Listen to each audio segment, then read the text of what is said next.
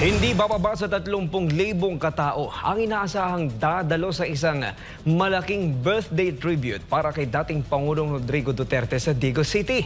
Pasasalamat niya ito ng mga taga-Digos sa mga nagawa ng dating Pangulo, lalo na sa kampanya nito laban sa iligal na droga at kriminalidad. Si Jason Rubrico magbabalita live. Jason, magandang gabi.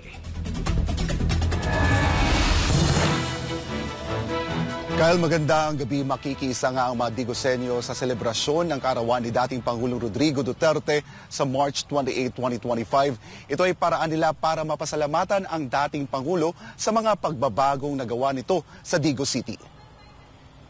Dahil sa matapang na kampanya ni dating Pangulong Rodrigo Duterte laban sa iligal na droga at kriminalidad, marami ang nagbago mula sa pagiging adik at kriminal tungo sa pagiging mas kapaki-pakinabang na mamamayan. Kaya naman, nananatiling matibay ang suporta ni Barangay Chairman Oscar Dodong Bucol Jr. ng Barangay 3 de Mayo, Digos City kay Duterte mula pa noong 2016 hanggang sa kasalukuyan. Sa tagal ko sa politika, maglalast term na lang ako.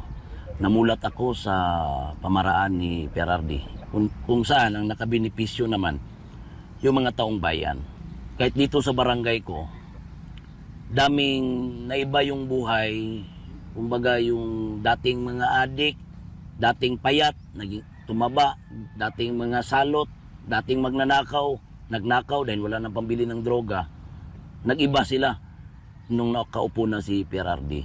Bukod dito, binigyang diin ni Kapitan Bucol ang mga proyektong pang-infrastruktura ni Duterte sa Digos City na nagdulot ng malaking tulong sa komunidad, kabilang ang mga kalsada, pagpapaayos ng mga paaralan at ang pagpapatayo ng City Hall.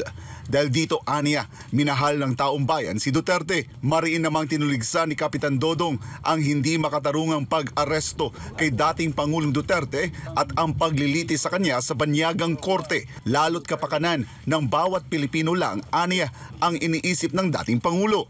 Yung ginawa niya ngayon, hindi makatarungan. Yung nangyayari sa kanya. So, kahit ako lang mag-isang politiko ditong tatayo, wala akong pakialam. Kahit nga, sabi ng mga ibang kaibigan ko, malapit sa akin, pagkapag-initan ka, wala naman akong problema, kahit bukas hindi na ako kapitan.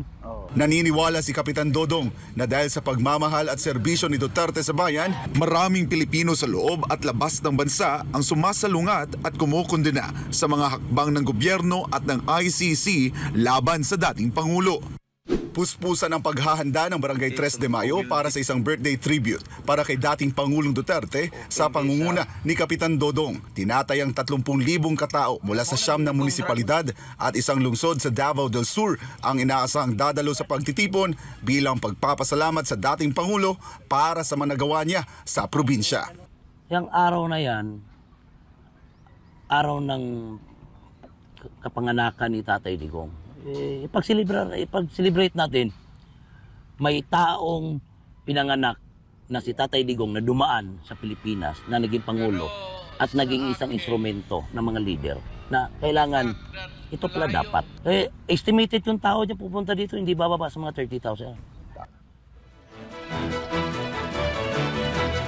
Kyle, maliban sa free entertainment at libreng pagkain gaya ng ice cream para sa mga bata na dadalo sa March 28 event, isa rin sa mga highlights ng programa ay magsasalita yung mga dating drug addict at sila ay magpapatotoo kung paano sila nabago at natulungan ng Duterte administration.